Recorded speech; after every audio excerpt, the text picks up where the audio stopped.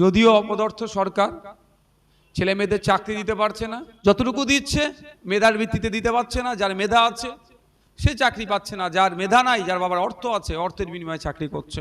এই সমাজ ব্যবস্থাটাকে বন্ধ করতে হবে। আজকের দিনে আপনারা যে সমস্যার সম্মুখীন হচ্ছেন, যে হতাশার মধ্যে আপনারা আছেন, যে আমরা পড়াশোনা করে চাকরি হয়তো পেতে নাও পারি, আমাদের চাকরি বিক্রি হয়ে যেতে পারে, এই হতাশার মধ্যে আমরা সকলেই আছি।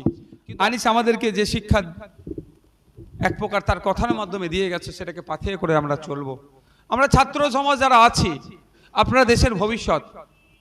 আমরা যারা রাজনীতি করছি মেন স্ট্রিমে, আমরা যারা নেতা, আমাদের মধ্যে সকলে নয় তবে ম্যাক্সিমামই আমি দেখছি মিথ্যে কথা বলে, রং চং মাখিয়ে, তালি বাহবা পাওয়ার নাম করে, ভুলভাল তথ্য পরিবেশন করে তালি নিয়ে বাড়ি চলে যাচ্ছি। আমি আশা করব আমার ছাত্র বন্ধুদের কাছ থেকে, ছাত্র ভাইদের কাছ থেকে, ছাত্রছাত্রী যারা আছেন, যারা স্টুডেন্ট ফ্রন্ট বা অন্য ছাত্র সংগঠনের সাথে যুক্ত, আপনারা দেশের ভবিষ্যৎ। আপনারা দেশের এক একজন যেমন স্বনামধন্য রাজনীতিবিদ হয়ে উঠতে পারেন, ঠিক সাথে সাথে আপনারা ভবিষ্যতে আইএস আইপিএস থেকে আইএফএস থেকে শুরু করে বিসিএস বা বিভিন্ন দপ্তরে আপনারা চাকরি করে দেশকে আগিয়ে নিয়ে যেতে পারবেন। সুতরাং আপনাদের কাছ থেকে আমাদের প্রচুর আশা আছে, আপনারা দেশকে আগামী দিনে সঠিকভাবে পরিচালিত করতে পারবেন, এই আশা আপনাদের কাছ থেকে আমরা করি। সুতরাং আপনাদেরকে বলবো, লিডার হয়ে উঠতে গেলে সর্বপ্রথম যেটা দরকার, শৃঙ্খলা, স্যাক্রিফাইস। আপনারা আগামী লিডার, আপনারা ভবিষ্যৎ, আপনারা ফিউচার আমাদের দেশের। তাই আপনাদের মধ্যে সেটা আমরা দেখতে পাচ্ছি। শুধু যেগুলো প্রয়োজন আছে, শৃঙ্খলা, স্যাক্রিফাইস, ডিসিপ্লিনের আমাদের বড্ড অভাব। আমি এখানের জন্য বলছি না, আমি সমগ্র বিষয়ে বলছি, ডিসিপ্লিনের অভাব আছে। কোনো জিনিসে পেতে গেলে, লক্ষ্যে পৌঁছাতে গেলে অনেক বাধা বিপত্তি আসবে, সময় অনেক ব্যয় হবে, কিন্তু আমি ছাত্র ভাইদেরকে বলবো, লক্ষ্যে স্থির থাকুন। লক্ষ্য যদি আপনার ঠিকঠাক হয়, এম যদি ঠিক থাকে, আজকাল পরশু, এক সপ্তাহ, এক মাস, এক বছর হলো আপনি লক্ষ্যে পৌঁছাতে পারবেন। আর লক্ষ্য যদি টলমল হয়, লক্ষ্য যদি আপনার ঠিক না থাকে, অস্থিরতার মধ্যে যদি ভোগেন, তাহলে কিন্তু আপনি আপনার যে লক্ষ্যে অ্যাচিভ করতে পারবেন না।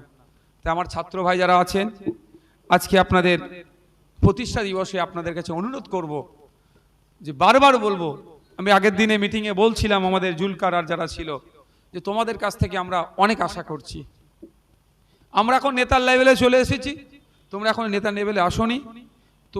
আমরা নেতার লেভেলে এসেছি মানে কি বললাম, বাহবা পাওয়ার জন্য যা পারছি বলছি। শব্দ চয়নের ক্ষেত্রে কোনো বাধ্যবাধকতা আমাদের থাকছে না।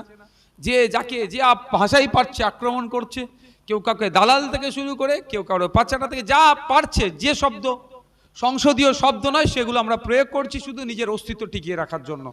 তাই তোমরা ভবিষ্যৎ, তোমরা আগামী দিনে লিডার হয়ে উঠবে, তোমরা আগামী দিনে আইএসএফ এর নেতৃত্ব দেবে। তোমাদের কাছে অনুরোধ করছি ভাই যারা আছো, আপনারা যারা আছেন, আপনারা সংযত হবেন, শৃঙ্খলা পরায়ণ হবেন, লক্ষ্যে স্থির থাকবেন।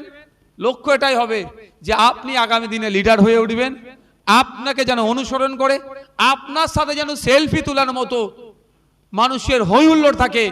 সেলফি মানে ওই শুধু সেলফি তোলার জন্য, এমন নিজের জীবনটা গড়বেন। এখন তো অটোগ্রাফের আর সময় নয়, নাহলে একটা সময় ছিল, আমিও মাসুদুর রহমান বৈদ্য সাহেব, যিনি সাঁতারু ছিলেন আপনারা জানেন, যিনি মারা গিয়েছেন, তার আত্মার শান্তি কামনা করি। যারা ব্যক্তিত্ব ছিল আমাদের ফুড প্রসিপ এসেছিল, তারাও আমরা অটোগ্রাফ আমি নিয়েছিলাম। তো আমাদের জীবনে এমনভাবে গড়ে তুলতে হবে, আমাদেরও যেন অটোগ্রাফ, আমাদেরও সাথে যেন একটা ছবি তোলার জন্য মানুষ ব্যাকুল হয়ে থাকে। সেটা করতে গেলে ধৈর্য আর লক্ষ্য। আজকে আমরা কোথায় যাচ্ছি, কোন জায়গায় অবস্থান করছি? আপনারা তো বেশ কিছু দাবি তুলেছে, শিক্ষা বিষয়ে দাবি তুলেছে, কোন জায়গায় আমরা অবস্থান করছি? আমরা যারা ছাত্র যুব আছি, আমাদের এমনও পরিবার থেকে আমরা আসছি যাদের পরিবারের প্রথম যারা গ্র্যাজুয়েশন করছে, এমনও পরিবার থেকে আমরা উঠে এসেছি প্রথম মাস্টার্স করছে আমাদের পরিবারের থেকে, আমরাই হয়তো প্রথম। তাহলে আমাদের পরিবারের আমাদের কাছ থেকে অনেক চাওয়া পাওয়া, আমাদের কাছ থেকে যেন অনেক চাওয়া পাওয়া, আমাদেরকে তাহলে লক্ষ্যে স্থির থাকতে হবে। যদিও অপদার্থ সরকার ছেলে মেয়েদের চাকরি দিতে পারছে না, যতটুকু দিচ্ছে মেধার ভিত্তিতে দিতে পারছে না, যার মেধা আছে সে চাকরি পাচ্ছে না, যার মেধা নাই, যার বাবার অর্থ আছে অর্থের বিনিময়ে চাকরি করছে। এই সমাজ ব্যবস্থাটাকে বন্ধ করতে হবে। আজকের দিনে আপনারা যে সমস্যার সম্মুখীন হচ্ছেন, যে হতাশার মধ্যে আপনারা আছেন, যে আমরা পড়াশোনা করে চাকরি হয়তো পেতে নাও পারি, আমাদের চাকরি বিক্রি হয়ে যেতে পারে। এই হা হুতাশার মধ্যে আমরা সকলেই আছি, কিন্তু আপনাদের বলবো এই হা হুতাশার মধ্যে থেকে শুধু ওই কি হবে না ভেবে এটা সমাধানের রাস্তা আপনাদেরকে বার করতে হবে। সমাধানের রাস্তা কি আপনাদেরকে জনমানুষে চলে যেতে হবে।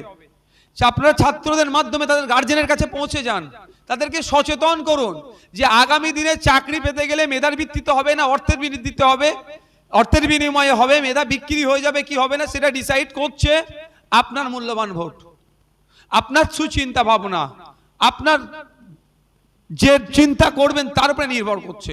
আপনি যদি চান যেটা চলছে চলুক, তাহলে মানুষের কাছে পৌঁছাতে হবে না, ছাত্রদের মাধ্যমে গার্জেনের কাছে যেতে হবে না। আপনারা যদি চান যে আপনার পরিবারের সন্তানরাও বা আমাদের পরিবারের সন্তানরাও মেধার ভিত্তিতে চাকরি পাক, কোনো অর্থের বিনিময় না, কোনো অন্য কোনো অবৈধ পন্থা অবলম্বন করে নয়, মেধার ভিত্তিতে লড়ে নিক, যার মেধা আছে সে পাক, তাহলে এখন থেকে কিন্তু মানুষের সাথে লেগে যেতে হবে। যেমন সংগঠন তৈরি করছেন, ছাত্রদের মধ্যে অ্যাওয়ার করছেন, সাথে সাথে ছাত্রদের মাধ্যমে তাদের পরিবারের কাছে পৌঁছে যান। তাদেরকে বলুন সংবিধান আমাদেরকে যে ক্ষমতাটা দিয়েছে, আপনি আমি সবাই ডিসাইড করতে পারবো যে আগামী দিনে যে চাকরির নিয়োগগুলো হবে সেইগুলো স্বচ্ছভাবে নিয়োগ হবে কি, যা দুর্নীতি যেরকম নিয়োজিত হয়ে নিয়োগ হচ্ছে সেটা হবে, সেটা কিন্তু আপনি আমি ডিসাইড করতে পারবো। সংবিধান গণতন্ত্রের সর্বোচ্চ ক্ষমতা সাধারণ মানুষের উপরে দিয়েছে, ভোটিং পাওয়ার। সংবিধানের 326 নম্বর ধারাতে উল্লেখ আছে 18 বছরের ঊর্ধ্বে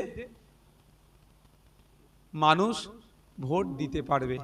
ভোটটা দিয়ে আগামী 5 বছর দেশ পরিচালনার দায়িত্ব কাদের হাতে থাকবে সেটা ডিসাইড করার ক্ষমতা আপনার মধ্যে আছে। আগামী 5 বছর রাজ্যের পরিচালনার দায়িত্ব কাদের হাতে থাকবে, আগামী 5 বছর যে নিয়োগের দুর্নীতি হবে কি হবে না, এমন মানুষকে দিলে নিয়োগে দুর্নীতি হবে না, তাদেরকে দেবো, এই ক্ষমতা আপনাদের হাতে আছে। আগামী 5 বছর সরকারি স্কুল বন্ধ হবে না, যে 8,500 স্কুল বন্ধ হতে চলেছে ওটা বন্ধ হতে দেওয়া যাবে না, ওখানে পর্যাপ্ত পরিমাণে টিচার নিয়োগ করতে হবে, এই দায়িত্ব কাদের হাতে তুলে দেবেন, সংবিধান আপনার হাতে সেই ক্ষমতা দিয়েছে, আপনার মানে জনগণের হাতে। এটা মানুষকে বুঝাতে হবে। আজকে হা হুতাশার মধ্যে আছি, আমরা অবশ্যই আন্দোলন করব, রাজ্য সরকারকে আমরা অপচেষ্টাকে আমরা ব্যর্থ করব।